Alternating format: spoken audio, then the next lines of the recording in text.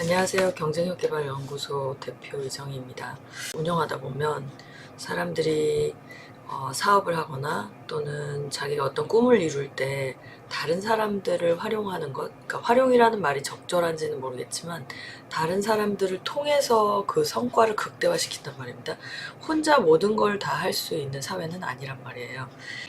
그 구성원들한테 안전에 대한 확신을 주고 소속감을 쌓는 것에 대한 부분을 어떻게 만드느냐에 대한 거는 기계적으로 배울 수 있는 건 아니란 말입니다. 그런데 이제 이 책에서 가이드를 해준 부분이 있어요. 그러니까 사람들과 함께 성과를 만들어내는 그런 최고들은 어떠한 사고방식과 어떠한 행동을 취하는지에 대한 부분들이 있습니다. 안정감과 소속감을 만드는 것에 12가지 원칙인 거예요. 근데 첫 번째가 뭐냐면 경청하고 또 경청하라 라는 말이 있습니다. 사람들은 다른 사람들의 말을 듣기 이전에 말을 자르고 자기 말을 하거든요. 이 경청하고 또 경청하라에는 두 가지 주요한 그 제시사항이 있는데, 하나는 상대방이 하는 말을 동조하는 반응을 보이는 거, 그 다음에 두 번째는 상대방이 하는 말을 끊지 않고 잘 들어주는 것입니다. 그 다음에 이제 두 번째는 뭐가 있냐면 두 번째 행동 전략입니다. 그것은 높은 자리에 오를수록 약점을 먼저 드러내라 라고 묘사하고 있어요. 이해관계가 복잡하거나 또는 많은 사람들이 자신의 불완전한 부분을 숨기고 능력을 과시하려고 하는 성향이 있다라는 거예요. 그러니까 자기가 가지고 있는 본래의 모습을 좀 감추고 좀 더 돋보이거나 좀 더 잘 보이기 위해서 굉장히 노력을 한다는 말이죠. 그런 것들이 이제 조직 안에 있을 때는 화합이 이루어지기 굉장히 어렵다라는 겁니다. 그래서 그 사람의 본 모습을 드러내면 때로는 실수를 저지르거나 뭐 이런 것들을 보여주고 단순한 말로 상대방이 내 안에 들어올 수 있는 여지를 만드는 것들이 필요한 거죠. 그러니까 이런 부분들이 자기가 좀 부족하다라고 하는 것을 이렇게 다른 사람과 공감하는 거, 공유하는 거, 그것 때문에 나를 무시하거나 나의 약점을 꼬집으려고 할 수도 있어요. 하지만 내가 조직을 이끄는 입장이라고 한다면 그런 부분들에 대해서 기꺼이 좀 기꺼운 태도를 가지는 것은 필요하다라는 거죠. 그래서 그냥 단순히 약점을 인정하는 것에만 그치는 게 아니라 더 깊은 대화로 상대방을 끌어들이는 부분들도 필요하다는 겁니다. 듣는 사람의 입장에서 어떤 반응을 이끌어내기 때문이냐면, 내가 솔직해지면 상대방이 어떤 태도를 가지냐면 그럼 제가 뭘 도와드릴까요? 라고 하는, 내가 뭘 도와줘야 할까? 라는 생각을 하게 된다는 겁니다.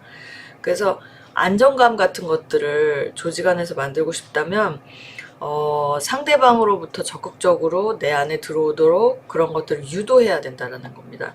그 다음에 이제 세 번째는 불편한 목소리도 포용하라라는 겁니다. 그러니까 불편한 진실에 대해서 대부분 되게 많은 리더들이 굉장히 이런 부분들에 대해서 드러내기를 꺼려하는 성향이 있어요. 그런데 그래서는 안 된다는 거죠. 그러니까 사람들이 나쁜 소식을 전하는 거에 대해서 좀 어떤 리더들은 화형을 시키는 성향이 있거든요.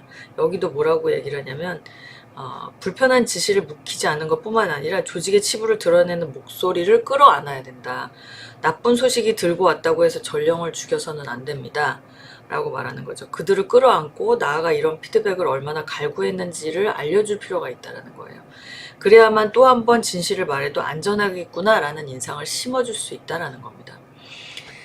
그 다음에 이제 네 번째는 구체적인 미래상을 제시하라 라고 얘기하고 있습니다.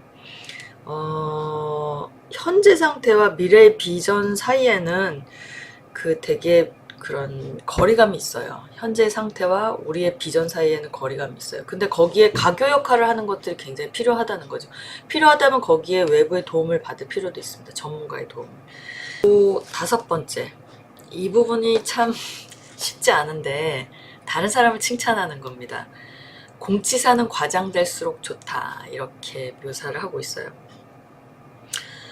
성공적인 문화를 공유하는 집단에 발을 들이는 순간 공감하는 것이 딱 하나가 있는데요. 그게 뭐냐면 감사 의사를 표현하는 횟수가 굉장히 늘어난다는 거예요.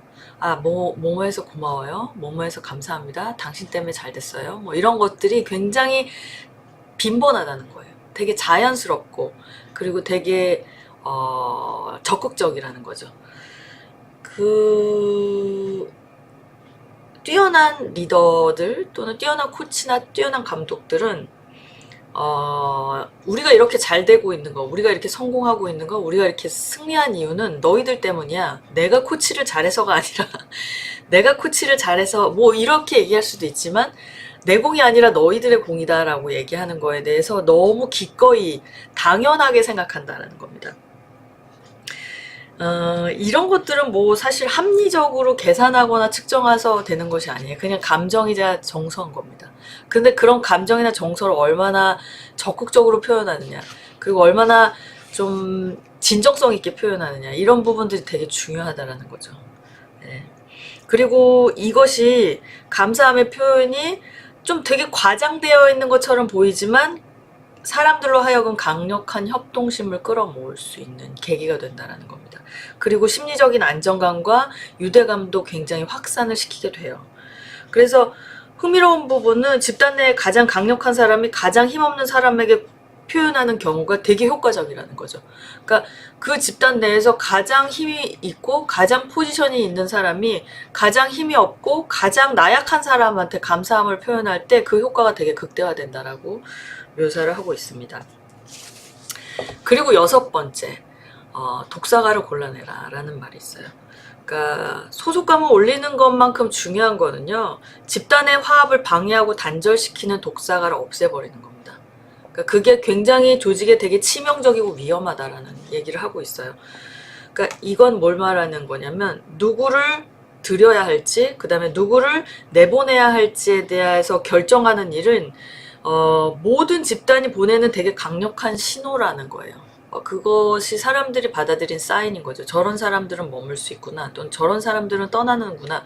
예를 들자면 그 사인을 사람들이 이렇게 해석할 수 있어요. 되게 성실하거나 다른 사람한테 되게 카인드리스한, 그리고 성과를 잘 내는 사람이 떠나잖아요. 그러면 이 조직은 성과를 내는 사람이 떠나는 조직이구나 라는 사인으로 받아들여요.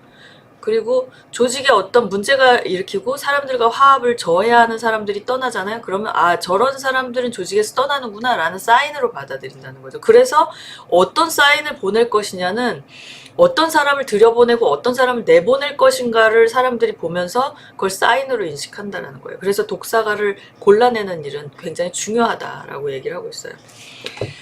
그리고 7번째, 서로 부딪힐 수 있는 공간을 마련하라.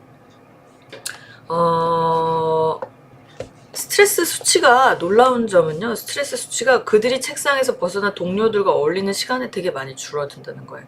그러니까 일을 하면서 막 부딪히는 것보다 그 밖에서 그냥 차를 마시거나 뭐 담배 피면서 이야기를 하거나 아니면 그냥 뭐 수다를 떨거나 뭐 이런 데서 스트레스가 해소된다는 거죠. 이런 부분들이 생산성이 20%를 증가시키고요, 이직률은 40%에서 12%로 떨어지는 효과가 있었다는 거예요. 이 책의 어떤 케이스를 분석을 해본 결과. 그래서 사람들이 부딪힐 수 있는 공간을 마련하라 라고 하는 제시를 하고 있어요. 그래서 사람들이 사내에서 카페를 만들거나 뭐 그런 어떤 커뮤니티를 운영할 수 있는 스페이스를 주는 이유도 이런 부분들이 있는 것 같아요. 근데 굳이 이거에 대해서 되게 거부감을 갖는 조직들이 있긴 있죠. 그 다음에 8번째, 각자의 목소리를 내게 하라 라고 얘기를 했습니다. 사람들은 자기의 목소리를 내는 거에 대해서 되게 좀 안 되는, 뭐 이렇게 좀 잘 안 하는 것이 있는데, 어쨌든 각자가 어떤 목소리를 가지고 있는지에 대한 부분을 듣는 거는 중요하다라는 겁니다. 그리고 9번째, 하찮은 일일수록 솔선수범을 하라 라고 되어 있어요. 이거를 우리는 뭐라고 표현하냐면 강력한 겸손이라고 여기 묘사를 하고 있습니다. 예를 들어서 이게 되게 당장은 큰 변화를 주는 것이 아닐 수도 있어요. 그런데 공동체를 위해서는 되게 간단한 방법을 찾는 태도가 중요한데, 쓰레기를 줍는 행동은 하나의 예인데, 임원 전용 주차구역을 없애거나, 임원들만이 사용하는 전용 주차구역을 없애거나, 직원들의 밥값을 흔쾌히 계산을 해준다거나, 스타트업의 경우에는 리더가 사원과 똑같은 급여를 받는 것도 하나의 방편이 되기도 한다는 거죠. 그래서 우리는 모두 여기 함께 있다라고 하는 어떤 공감대를 만들어내는 거, 이런 것들도 되게 강력한 소속 신호를 만들어낸다는 거죠. 그리고 10번째, 첫인상을 최대한 활용하라 라고 되어 있습니다. 이게 무슨 말이냐면, 본능적으로 사람들은 새로운 무리에 딱 들어가면 교류해야 할지 말아야 할지를 되게 빠르게 판단을 한다라고 되어 있습니다. 그 말은 맞는 것 같아요. 대부분 그 판단은 초기에 이루어지고요.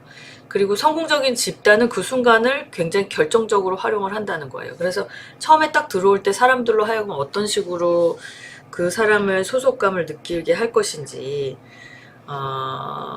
예를 들자면 여기에 이런 게 있어요. 픽사의 사례가 있는데, 입사하는 첫날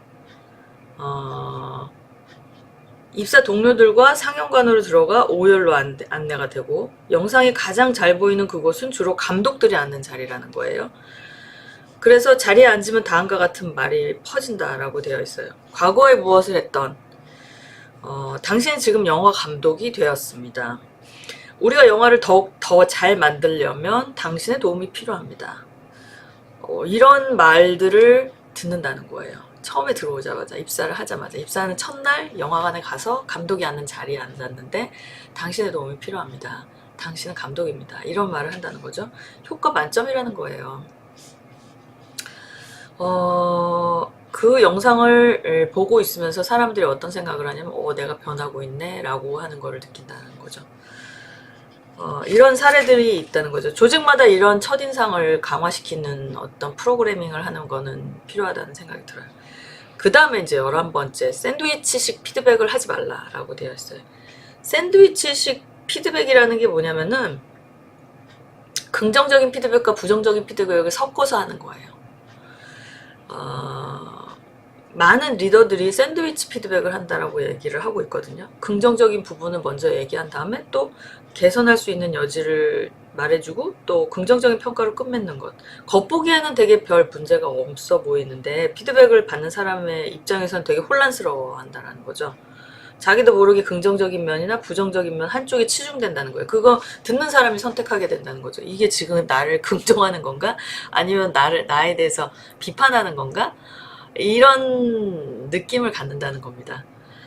그러니까 그런 샌드위치식 피드백을 하지 말라는 거예요. 예를 들어 이게 쉽게 말하면 긍정적인 피드백하고 부정적인 피드백을 분리하라는 겁니다. 부정적인 내용은 대화를 통해서 해결을 하고, 먼저 상대방에게 피드백을 받기를 원하는지를 물어보라는 거예요. 첫 번째. 그 다음에 두 번째면 어떻게 하면 더 나아질 수 있는지에 대해서 토킹하라는 거예요. 그래서 학습할 수 있는 부분에 초점을 맞추는 거죠. 그리고 긍정적인 피드백은 확실하게 인정해주고 칭찬 세례를 퍼부어라 라고 이야기를 합니다. 즉 이 말은 뭐냐면, 문제에 직면했을 때 함께 고민을 해주고, 탁월한 결과를 냈을 때는 멋지게 엄지를 치켜 올려주고, 상대방이 명확하고 직관적으로 받아들일 수 있는 그런 피드백이야말로 소속감을 이끌고 노력을 성과로 만들어낼 수 있게 된다라는 거예요. 이렇게 샌드위치식 피드백을 하지 말고 긍정적 피드백과 부정적 피드백을 구분해서 피드백을 하라는 겁니다. 그 다음 마지막, 유쾌한 분위기는 언제나 옳다. 우리는 어떤 일을 하든지 간에 즐겁고 행복하기 위해서 이 일을 한다라는 점을 우리 서로 알고 있고, 그들도 그런 분위기를 느낄 수 있게 유도를 해야 된다는 거죠. 그게 바로 리더가 해야 될 굉장히 중요한 핵심적인 요소가 아닐까라는 생각이 듭니다. 오늘은 여기까지 말씀드리겠습니다. 이게 바로 최고들이 하는 행동 전략이다 라고 이 책에서 설명을 해주고 있어요. 우리도 아마도 이렇게 해보면 어떨까 싶습니다. 감사합니다.